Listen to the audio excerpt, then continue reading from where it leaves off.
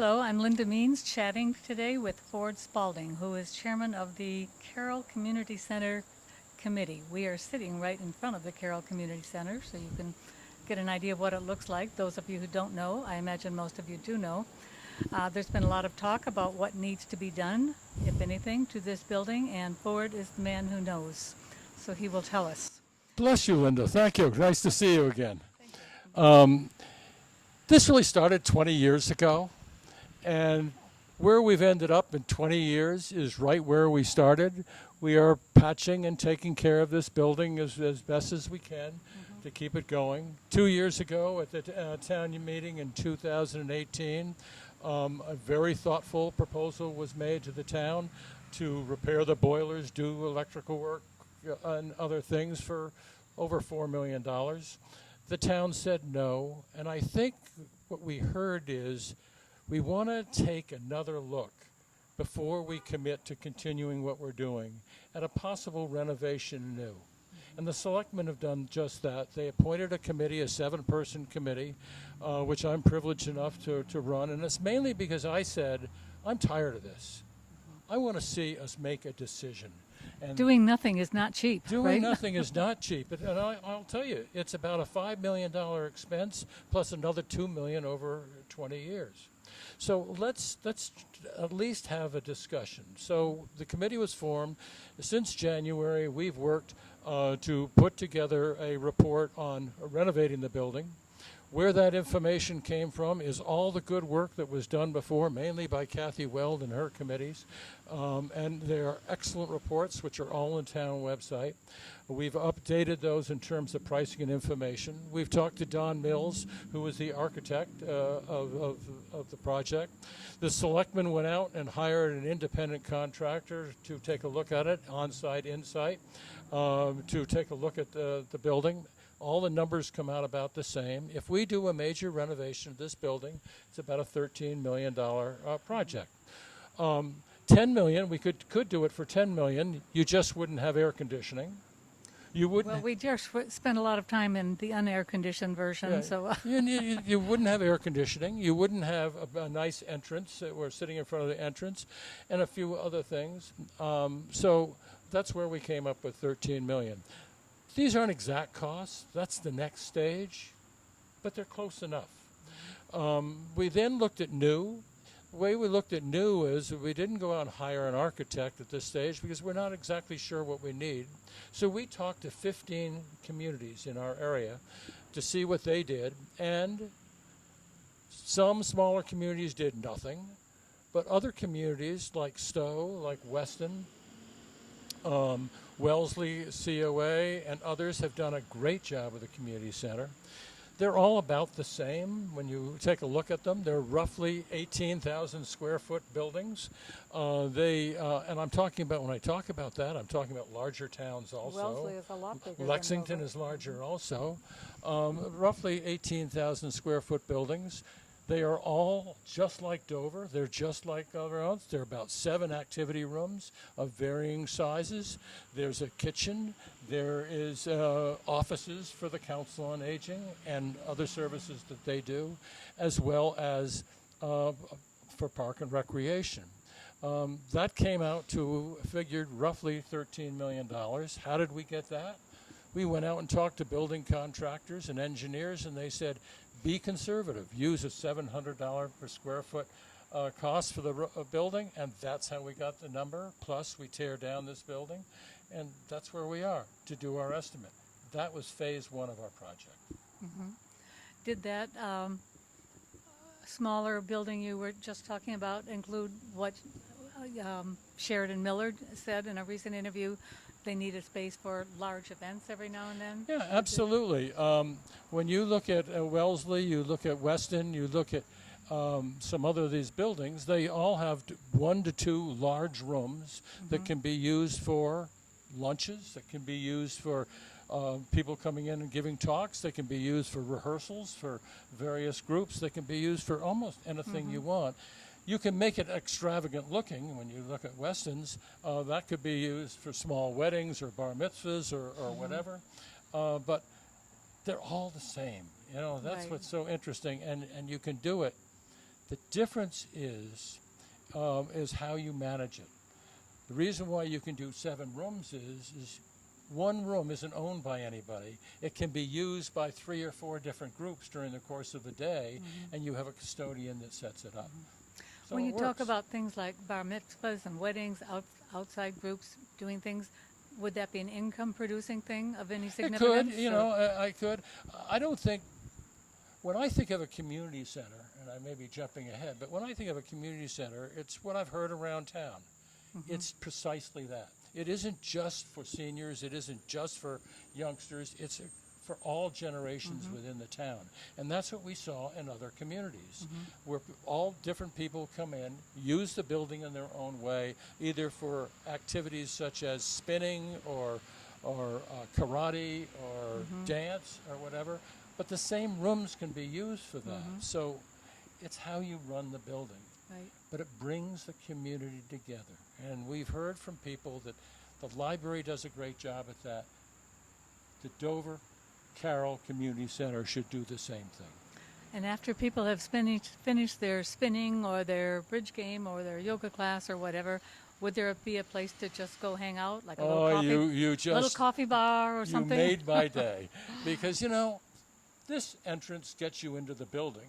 But there's a couple of other entrances in this building, which, number one, in this day and age is crazy. But we should have a very attractive entrance. And if you, in all the buildings, in all the community centers that did a great job, is you walk into the door, it's a nice hallway, you go to a reception desk, you scan a card in on a computer, you tell them where you're going, so now we can keep count of where people go. Somebody will tell you where to go. And then at the end of that corridor is a place where people can sit down, meet with people of different ages, and they can have coffee, Danish, fruit, whatever is there. It's a gathering place where young and old can all meet together for 15 minutes or an hour. They I don't like that. have to go to Needham or Medfield to get their bagel. To get a simple cup of coffee. Right. You brought up an interesting point that I hadn't thought of when you said there shouldn't be this many entrances. What about security? That's what Security's you were big, thinking of? As those of you know me, Minuteman Vocational School just opened on a couple of days ago on the 3rd of September, and the security in there is huge. For me to get in the building, and I'm known pretty well, I have to use my badge to scan to get through 3 doors. And it's just high security. Public buildings today need security. And that's the problem is that's another expense. So if you want air conditioning and you want great lighting, these things all cost money. But it's well worthwhile. Now, would all the things we have talked about be included in that most expensive $13 million In my option? opinion, yes. Let me talk about, if I can, the phases. Sure. We did phase 1, which is go to the town meeting and we're going to ask for a direction. The voters can say, do you want to do renovation or do you want to do new? And or do you want to do both? That's okay. We can do both. From there, we go to phase 2, where we receive money roughly up to $400,000. We already have 200, so it's 200 more. We go out and hire an owner's project manager. We go out and hire an architect. We do a feasibility study, which means we meet with every group in town to talk to them and what they want and all that. Then the architect puts together schematic plans. I'm talking about for renovation and new. There's no difference. Schematic plans. We then go out and get 2 pricings. It comes up with your guaranteed not to exceed price. We go to the town at a town meeting in a year and a half, whenever it is, and we say, which would you like? And if you don't want anything, Linda, guess what? We go back to doing exactly what we're doing now, which is spending another $5 million. Justifiably, you need that, Right. plus another $2 million, maybe over 20 years, to maintain the Caryl Community Center of today.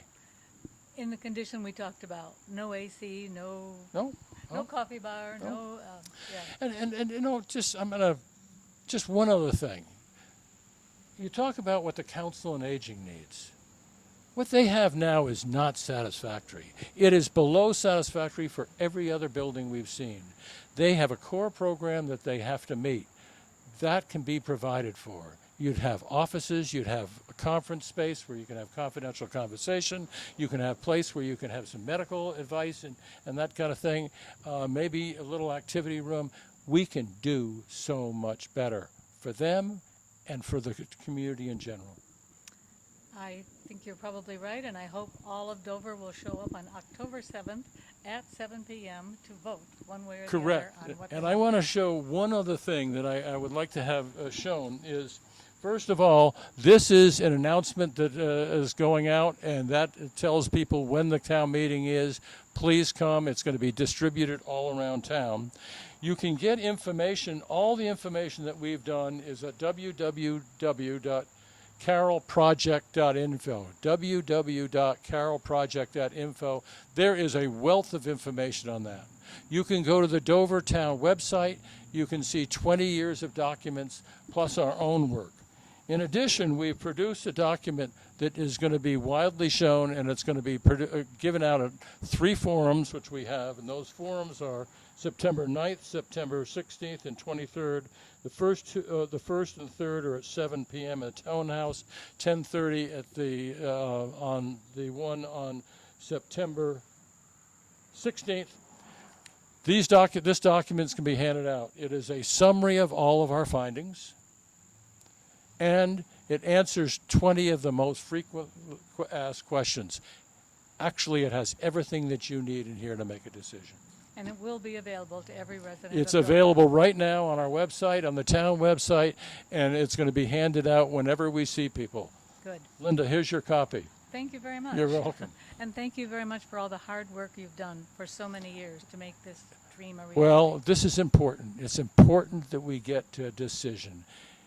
Renovation and or new, or just continue doing what we're doing now. Thank you. Thanks for You're having very me. welcome. My name is Sheridan Miller. I've been involved with the Dover Foundation since 1981. And over the years, we have 70-some years now with the Dover Foundation. We've put on musicals and plays. And where we're standing right now is our costume vault. It moved to the Caryl Community Center in 2011 and has just continued to grow and grow and grow. We now have a very active collaborative with the high school and the middle school, and something that we're very, very proud of. Judy, do you want to talk about how the high school uses our costume vault? Sure. I'm Judy Schultz. I'm just the past president of the Friends of the Performing Arts at Dover Sherburne, which is an umbrella organization that supports drama and music productions at the high school and middle school. We put on productions throughout the year, and it is an integral part to have this vault. As you look around, you will see military uniforms, you will see hats, you will see jewelry. In fact, some of our students have taken a very active role in the design of costumes. One of our seniors who just graduated, Lila Hubby, designed some of these pieces that you see here. I know this was used for A Secret Garden. It was also used for Chicago. So there's something that have lasting value that, from a financial standpoint, it is tremendously beneficial to have this space where we can give costumes to be hung up rather than thrown in a box where they would deteriorate and be no longer any use to anyone. And it's nice to be able to have a place that you can work on things and leave them and then come back and work on again. So I would say a dedicated storage space for costuming that would support both the high school, the middle school, and local theater groups such as the Dover Foundation. Well, we moved here to Dover, like many people, because of the strong community. And since we lived here, my children have gone through the nursery school here. My garden club has held meetings here. My daughter has taken dance here. It's really been an integral part of the town. And I look at it as the hub for park and recreations and also the Council on Aging, both of which are groups that have outgrown our townhouse and need more space to offer the wonderful services they offer to our residents, so they continue to give us that level of service we're used to.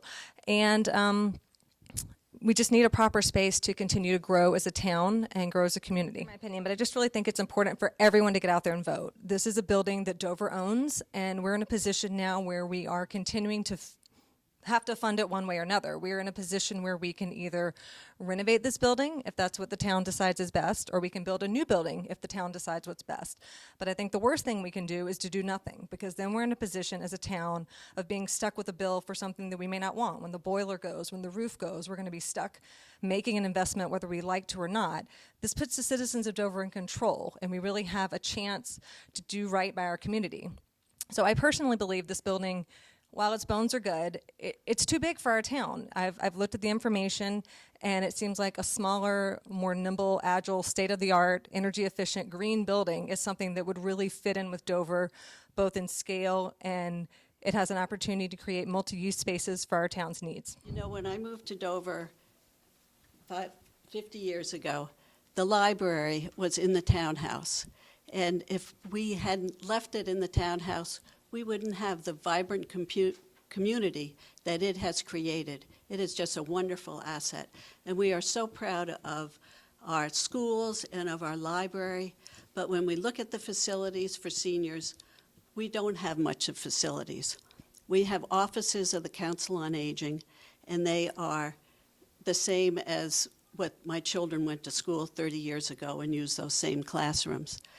If we had a facility, it would bring many, many people to contribute to our community. Dover is a transient town.